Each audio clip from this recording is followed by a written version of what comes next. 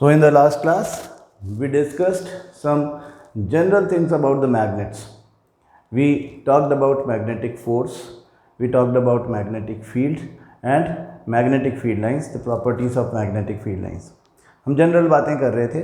हमने कहा कि जो मैग्नेटिक फोर्स होता है that is the force exerted by a magnet on other objects like other magnets और मैग्नेटिक सब्सटेंसेस. क्योंकि मैग्नेटिक सब्सटेंसेस के अलावा बाकी सब पे मैग्नेटिक फोर्स नहीं लगता है, तो we specified that. Then we said that magnet has a region around it in which he has its impact. तो हम बोलते हैं कि region around a magnet in which other magnets or ferromagnetic substances or magnetic substances may experience some force that is known as magnetic field.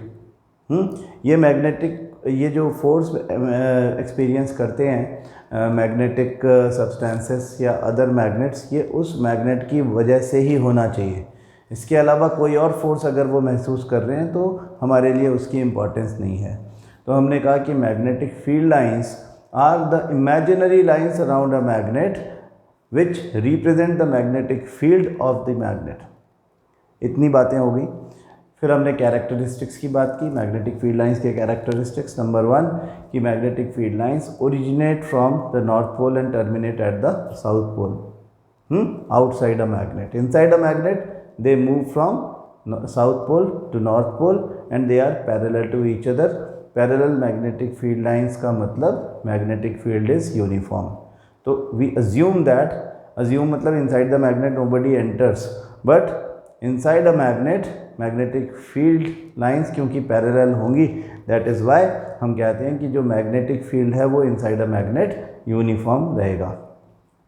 दूसरी बात कि magnetic field lines are the closest near the poles because they originate and terminate at the poles only, तो they are the closest near the poles. और हम कहते हैं कि closeness or the degree of closeness of the magnetic field lines represent the strength of the magnetic field. मतलब जितना ज़्यादा closeness of magnetic field lines उतना ज़्यादा strength of the magnetic field. इसका मतलब ये हुआ कि अगर magnetic field lines poles के पास close हैं तो magnetic field poles के पास strongest होगा. तो they are the most dense or the closest near the poles. Magnetic field is the strongest near the poles.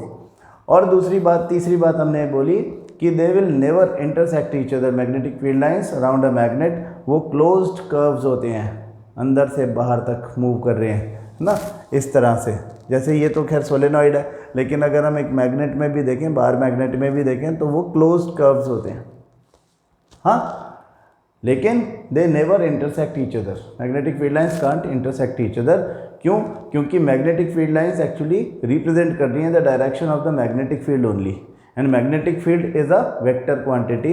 It can show only one direction at any point in the field. तो अगर intersection हो जाता दो magnetic field lines का, तो इसका मतलब है कि जिस पॉइंट पर उनका इंटरसेक्शन हुआ वहाँ पर मैग्नेटिक फील्ड के दो डायरेक्शंस हैं, विच इज़ नॉट पॉसिबल. यानी अगर उस पॉइंट पर किसी मैग्नेटिक कंपास को रख दें तो उस कंपास की निडल एक साथ दो डायरेक्शन दिखाएगी, दैट इज़ नॉट पॉसिबल. तो ये कुछ बेसिक बातें थी जो कि हमें मैग्नेट के बारे में और मैग्नेटिज्म के बारे में पता होनी चाहिए. अब हम बात करेंगे magnetic effect of electric current की. तो देखो, जैसा कि हम कह रहे थे कि magnetic effect of electric current का मतलब ये होता है कि इलेक्ट्रिक करंट की वजह से मैग्नेटिक इफेक्ट हो. यानी एक कंडक्टर, यानी एक कोई मेटल वायर हो सकता है जो कंडक्शन ऑफ इलेक्ट्रिसिटी पॉसिबल है जिसके लिए, तो वो उस समय मैग्नेट जैसा बिहेव करने लगता है जब उसमें से करंट पास हो रहा हो. Magnetic effect of electric current. हाँ, any conductor when current is pass through it is called as current carrying conductor. तो आज हम बात करेंगे एक स्ट्रेट करंट कैरिंग कंडक्टर की, यानी एक स्ट्रेट वायर की, सीधे वायर की, और देखेंगे कि जब उसमें करंट पास होता है तो how it starts behaving like a magnet. Magnetic field उसके आसपास कैसा होता है, मैग्नेटिक फील्ड लाइंस किस तरह से ड्रॉ की जाती हैं, what is the shape of the magnetic field around a straight current carrying conductor, और उसके साथ में हम direction of the magnetic field around a straight current carrying conductor की भी बात करेंगे, मैक्सवेल के राइट हैंड थंब रूल की भी बात करेंगे। बस इतनी सी बात हमको समझनी है। तो देखो सबसे पहले कि what does it mean when we say that a straight current carrying conductor. Simply हम कहते हैं कि समझो ये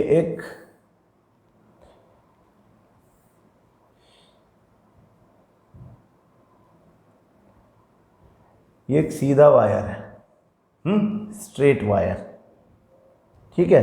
इसमें हमने समझो ये भी दिखा दिया कि this is the direction of current, इसमें करंट पास हो रहा है ऐसे होकर के। स्ट्रेट करंट कैरिंग कंडक्टर इसको हम बोलते हैं, स्ट्रेट करंट कैरिंग कंडक्टर। मतलब ऐसा कंडक्टर जिसमें करंट पास हो रहा हो, दिस करंट इज आई। तो इस स्ट्रेट करंट कैरिंग कंडक्टर में जब करंट पास होता है तो it starts behaving like a magnet. ये दिखाने के लिए एक एक्सपेरिमेंट जो कि मैक्सवेल ने किया था उसको डिस्कस करना चाहिए। Basically magnetic effect of electric current की जब हम बात करते हैं तो इसके बारे में हमें सबसे पहले बताया था अर्स्टेड ने, और अर्स्टेड ने एक्सीडेंटली इसके बारे में बताया था। जैसे कि हम देखें,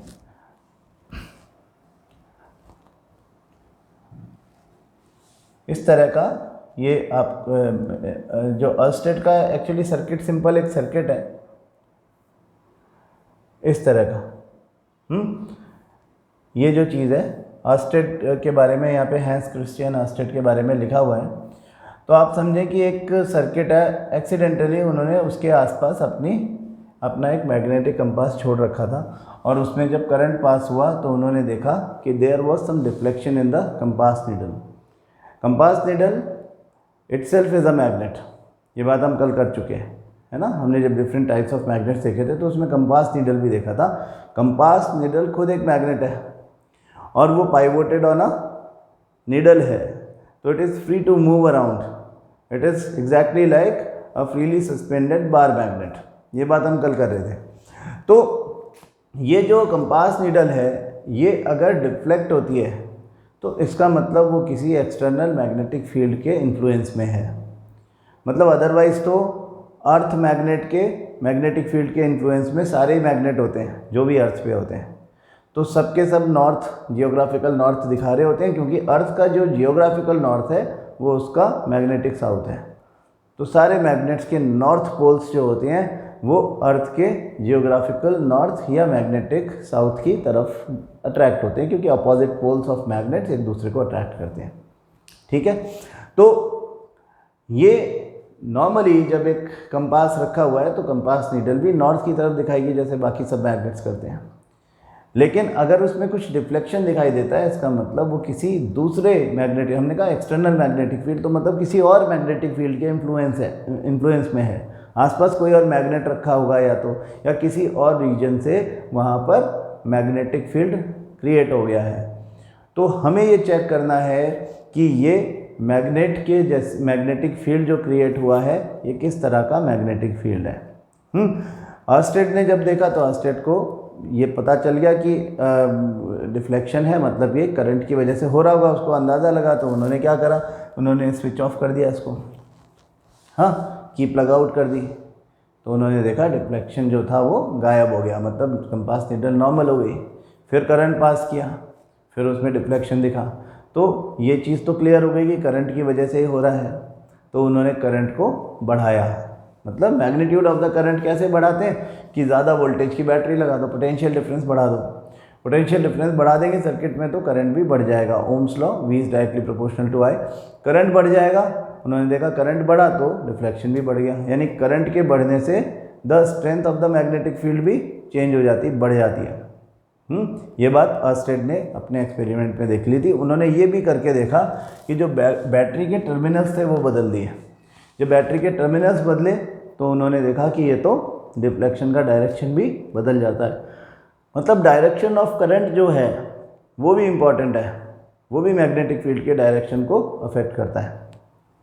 तो इतनी बेसिक बातें इन्होंने बता दी थी अर्स्टेड के हिसाब से। जब कोई करंट कैरिंग कंडक्टर बिहेव करने लगता है लाइक अ मैग्नेट, जब किसी कंडक्टर में करंट पास होने लगता है तो it start behaving like a magnet, उसके चारों तरफ एक मैग्नेटिक फील्ड भी आ जाता है, और उस मैग्नेटिक फील्ड जो होता है उसमें कोई भी दूसरा मैग्नेट या फेरोमैग्नेटिक सब्सटेंस अपना मैग्नेटिक फील्ड जो है उस वायर की वजह से एक्सपीरियंस करता है।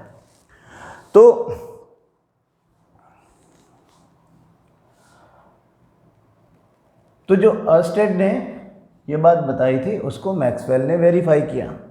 अब मैक्सवेल ने जब एक वायर रख के और उसको ऐसे किसी कार्डबोर्ड में से पास किया तो करंट जब जाने लगा तो उन्होंने इस पर आयरन डस्ट बिखेर दी। आयरन डस्ट को जेंटल टैपिंग करके जब उन्होंने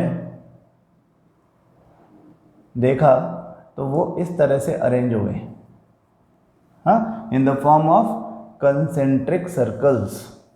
कंसेंट्रिक मतलब ऐसे सर्कल्स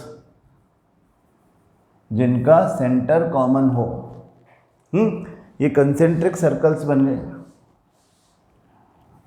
और इनमें ऑब्जर्व करने वाली बात यह है कि near the wire the closeness of the concentric circles जो थे वो ज़्यादा थी, ना, कंसेंट्रिक सर्कल्स ज़्यादा करीब थे नियर द वायर। जैसे जैसे दूर जाते गए वैसे वैसे गैप भी बढ़ता चला गया बिटवीन द कंसेंट्रिक सर्कल्स। तो ये ऑब्जर्वेशन थे मैक्सवेल के एक्सपेरिमेंट के with straight current carrying conductor. तो चेक किया कि स्ट्रेंथ कैसे अफेक्ट होती है, तो चेक करने के लिए एक मैग्नेटिक कंपास रखा गया। हाँ, जब एक मैग्नेटिक कंपास रखा जाता है नियर द वायर तो देखते हैं कि डिफ्लेक्शन ज़्यादा है, दूर लेके जाते हैं तो देखते हैं कि डिफ्लेक्शन जो है वो कम होता जा रहा है, वो नॉर्मल नॉर्थ की तरफ जैसे होती है। यानी डिफ्लेक्शन ज़्यादा तब है जिस समय वो नियर द वायर है, डिफ्लेक्शन कम तब है जब वो अवे फ्रॉम द वायर है। यानी distance from the wire is important. Distance, जब कंसेंट्रिक सर्कल्स है तो इन सर्कल्स की रेडियस आर जो है वो डिस्टेंस फ्रॉम द वायर को एक्सप्रेस करती है। तो we can say that the magnetic field B, magnetic field को हम B से डिनोट करते हैं।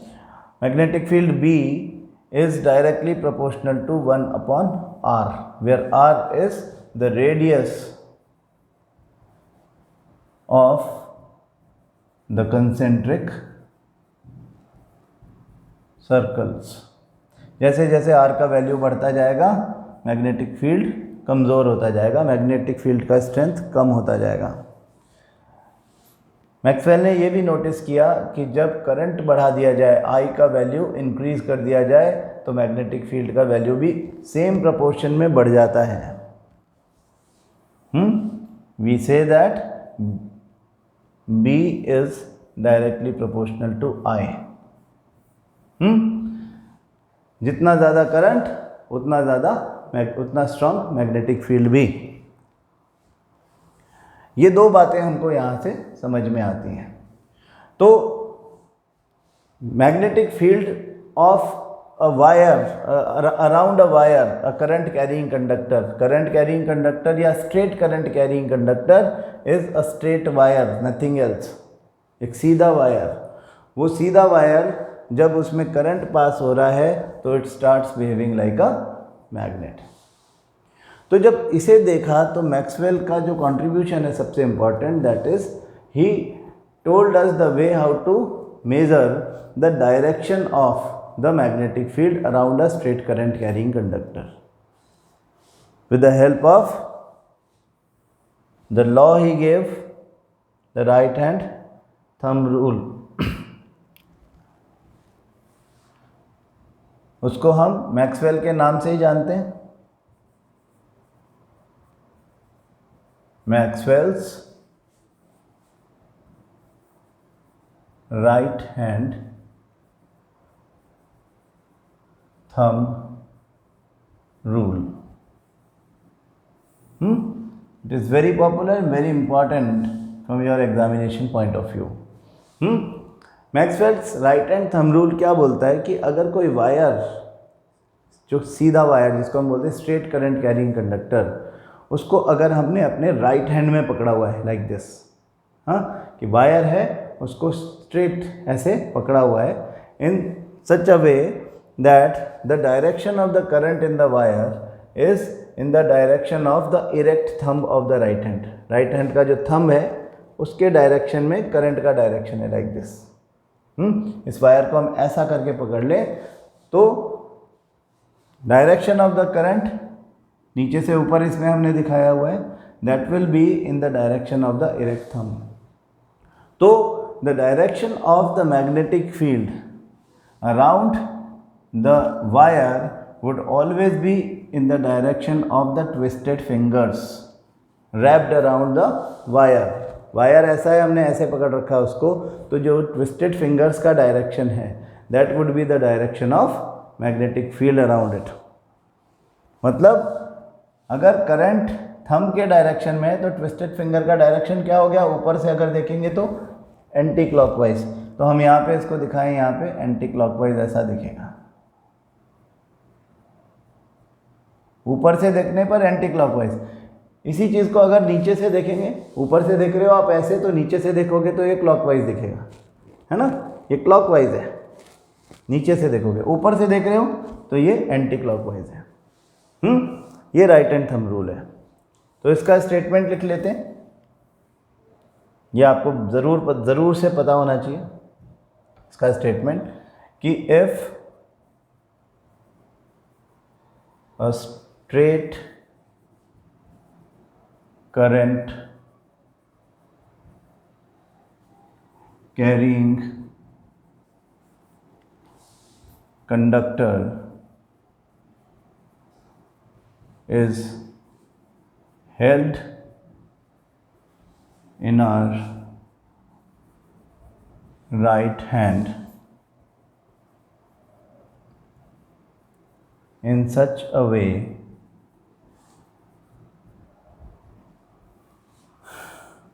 that the direction of current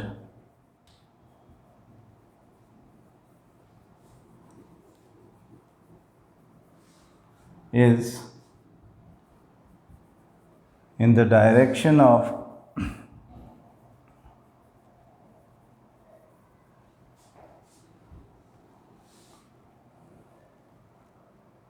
the erect मतलब सीधा, erect thumb, then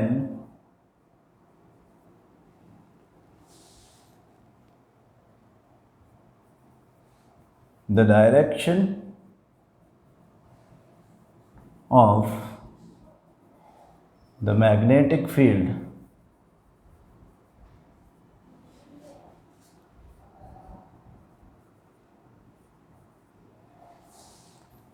around the conductor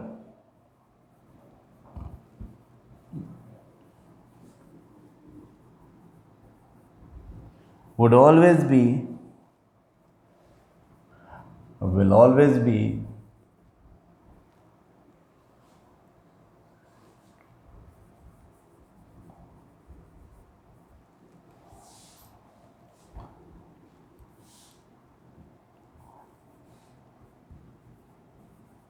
in the direction of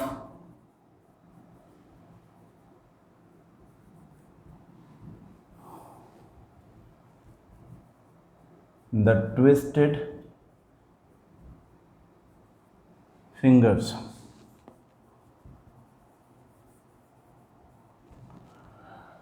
This is the statement of the right hand thumb rule.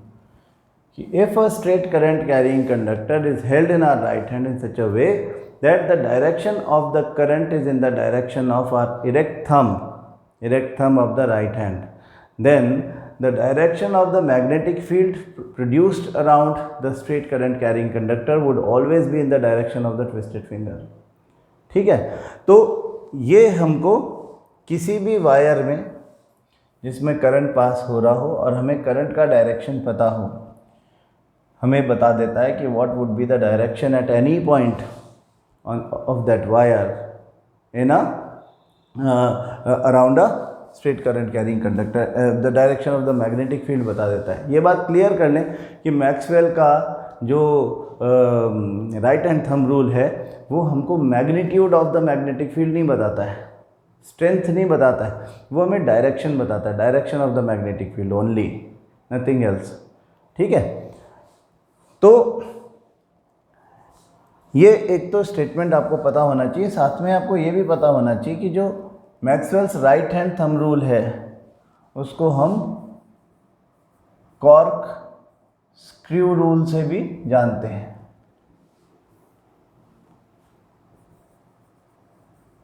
हाँ, Maxwell ने the direction of current और direction of the magnetic field around a straight current carrying conductor उसको एक दूसरे तरीके से भी relate किया। कि एक अगर अपन स्क्रू को देखें,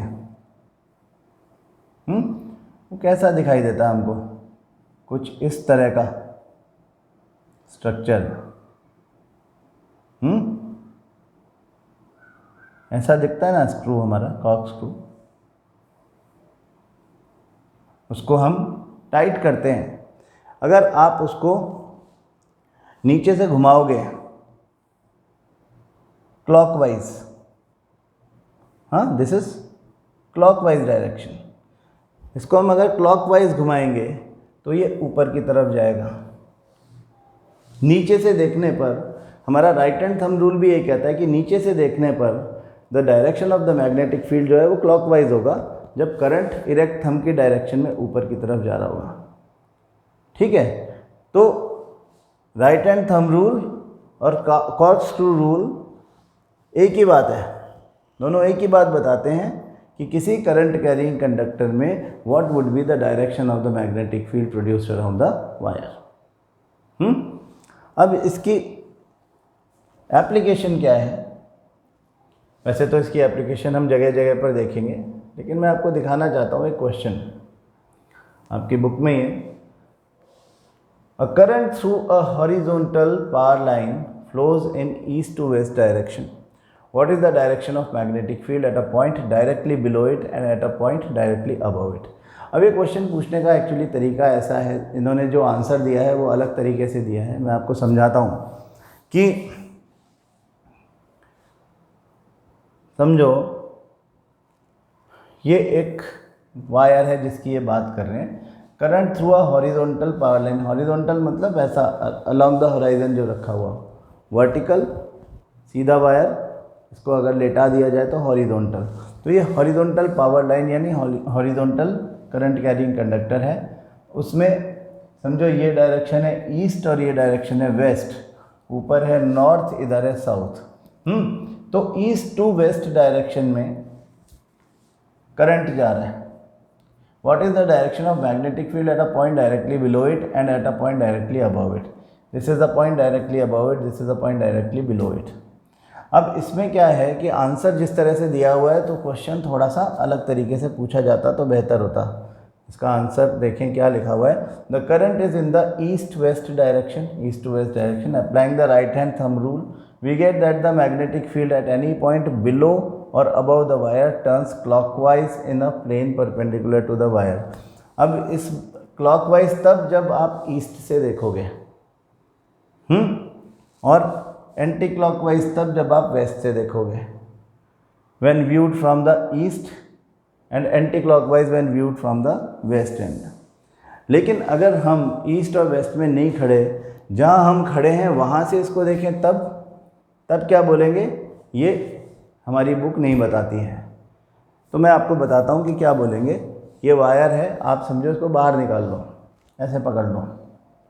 हाँ, ये वायर जो है इसको आपने यूँ पकड़ लिया ऐसे, तो at a point just below the wire आप कह सकते हो कि the direction of the magnetic field is in the direction of the twisted fingers, और ट्विस्टेड फिंगर्स अभी बाहर की तरफ आ रही हैं, तो हम बोलेंगे outwards, outwards, out of the paper. आपने अगर ये पेपर पे ड्रॉ किया हुआ है, ऑब्वियसली आपको तो पेपर ही मिलता है, तो अगर आपने पेपर पे ड्रॉ किया हुआ है तो ये पेपर से बाहर आता हुआ यानी आउटवर्ड्स दिखेगा। Outwards would be the direction of the magnetic field at any point just below it and at any point just above it. अगर हम देखें तो direction of the magnetic field would be again in the direction of the twisted fingers according to right hand thumb rule, तो it will be inwards into the paper. ये बात समझने की ज़रूरत है। जो आंसर इन्होंने दिया है वो आंसर भी ठीक है, लेकिन उसके लिए हमें स्पेसिफाई करना पड़ा कि when viewed from the east, when viewed from the west. हाँ, तो अगर आप वेस्ट से देखोगे तो आपको दिखेगा एंटी क्लॉकवाइज, और अगर आप ईस्ट से देखोगे तो आपको दिखेगा क्लॉकवाइज। वो ये कह रहे हैं, हाँ हमारा सवाल है जहाँ हम खड़े हैं, may be it is south, may be the other side, जहाँ से कोई और खड़ा होकर के देख रहा है ना, तो हमको राइट हैंड थंब रूल का प्रॉपर यूज़ करना पता होना चाहिए, कैसे यूज़ करते हैं। तो यहाँ क्वेश्चंस देखते हैं। Draw magnetic field lines around a bar magnet. Bar magnet के अराउंड मैग्नेटिक फील्ड लाइंस बड़ा सिंपल है, north south, outside the magnet north to south, like this, ऐसा शो करेंगे, और इसमें एरो भी बनाएंगे to show the direction of the magnetic field. Magnetic field lines जो होती हैं वो north to south outside a magnet move करती हैं। ये बात हमें कैसे पता चलती है कि जब हम यहाँ पे कंपास रखते हैं तो कंपास नीडल का डायरेक्शन जो है, जिस डायरेक्शन में कंपास नीडल मूव करती है, that is the direction of the magnetic field. ये एक कन्वेंशन है कि जिस डायरेक्शन में जो नॉर्थ पॉइंट जो है उसका, आपके कंपास नीडल का, वो मूव करता है, that shows the direction of the magnetic field. तो हम नॉर्थ टू साउथ डायरेक्शन में मैग्नेटिक फील्ड की मूवमेंट यानी मैग्नेटिक फील्ड लाइंस का डायरेक्शन देखते हैं, और इनसाइड इट आपको ये इनसाइड ऐसे बना देनी है, almost parallel to each other, they are moving from south to north. तो ये तो सिंपल बात है, कोई ख़ास बात इसमें है नहीं। और देखें कि list the properties of magnetic field lines. We have already discussed magnetic field lines की 3 प्रॉपर्टीज़। पहला, they originate from the north pole and terminate at the south pole outside a magnet. Number 2, they are the closest near the poles. Number 3, they never intersect each other. These are the characteristics or properties of the magnetic field lines. Why don't two magnetic field lines intersect each other? That also we have discussed. हमने कहा कि magnetic field lines represent the magnetic field. Magnetic field is a vector quantity. That means it will show in a single direction at any point inside the magnetic field. So the magnetic field lines, if they intersect, at that point the magnetic field will be displayed at 2 different directions, which is never possible. तो इसलिए ये कभी intersect कर ही नहीं सकती। तो अब तक हमने जो बातें करी हैं उसमें this is very important, right hand thumb rule, इसको हाईलाइट कर लें। हालांकि इसमें डेफिनेशन की तरह से दिया हुआ नहीं है, तो आप स्टेटमेंट वही याद करें जो मैंने आपको बताया, इसे आपको याद करना है। थ्योरी में हमको ये वाला क्वेश्चन पूछा जा सकता है जिसमें हमें इसकी स्टेटमेंट देनी पड़ सकती है। और दूसरी बात हमने इम्पॉर्टेंट सीखी है कि the magnitude of the strength of the magnetic field, that is B, is directly proportional to I and B is inversely proportional to R। यानी डिस्टेंस अगर वायर से या किसी भी मैग्नेट से बढ़ेगा तो मैग्नेटिक फील्ड की स्ट्रेंथ कम हो जाएगी, और डिस्टेंस कम होगा तो मैग्नेटिक फील्ड की स्ट्रेंथ बढ़ जाएगी। यही रीज़न था कि near the wire on the cardboard magnetic field lines are closer to each other. अब एक चीज़ और यहाँ पे ऐड करते हैं हम कि अगर हमसे कोई पूछे कि what is the shape of the magnetic field around a straight current carrying conductor, सीधे वायर के आसपास जो करंट कैरिंग कंडक्टर है, हाँ सीधे वायर के आसपास जो मैग्नेटिक फील्ड है, जो करंट कैरिंग कंडक्टर है उसके आसपास जो मैग्नेटिक फील्ड है उसका शेप क्या है। तो उसका शेप ये ना बोलें कि कंसेंट्रिक सर्कल, कंसेंट्रिक सर्कल केवल एक पॉइंट के आसपास है। वी कांट से कि ये पूरे वायर के आसपास यही मैग्नेटिक फील्ड है। अगर आप इस कार्डबोर्ड को कहीं ऊपर लगाते हैं, समझो अपन ने इस कार्डबोर्ड को ऊपर लगा दिया, तो यहाँ पे भी आप ऐसा ही बनाते हैं मैग्नेटिक फील्ड लाइंस। हाँ, जहाँ भी बनाते हैं आप ऐसा ही बनाते हैं, नीचे ले आते तो नीचे भी ऐसा ही बनाते हैं concentric circles.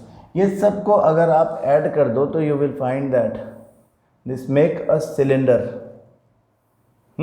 So we can say the shape of the magnetic field around a straight current carrying conductor is cylindrical।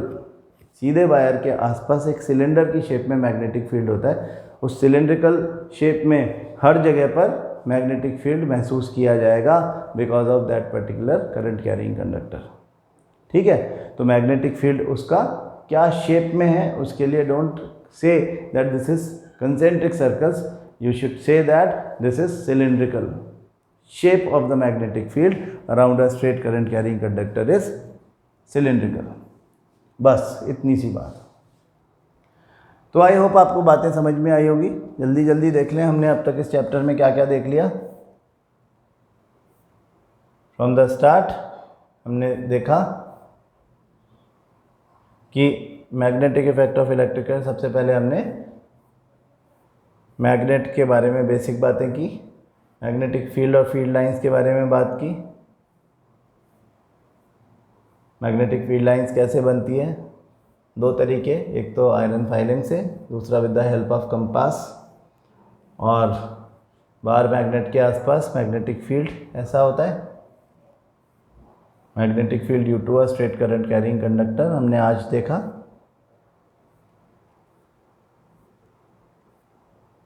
इस तरह से हमने देखा कि एक स्ट्रेट करंट कैरिंग कंडक्टर, जब इसमें ऊपर से नीचे करंट का डायरेक्शन दिखाया गया है, कंपास रख के किस तरह से मैग्नेटिक फील्ड पता किया जाता है प्रैक्टिकली ऐसा, इसके चारों तरफ कंसेंट्रिक सर्कल्स बन जाएंगे।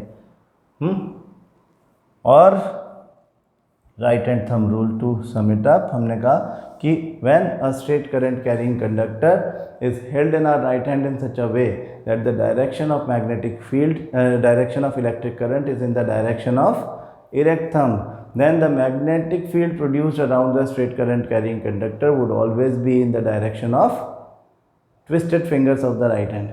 ये right hand thumb rule है, इसको हम corkscrew rule से भी जानते हैं। ठीक है, तो यहाँ तक की बात क्लियर हो गई। यहाँ तक एक एक वर्ड पढ़ लो क्या क्या लिखा हुआ है। कल हम बात करेंगे magnetic field due to a current through a circular loop. जब इसी वायर को एक सर्कल में, सर्कुलर लूप में कन्वर्ट कर दिया जाए तो how the magnetic field will change, इसके बारे में हम कल बात करने वाले हैं। ठीक है, चलो तो स्टडी करके रखो, कल की क्लास में बात करते हैं। Thank you.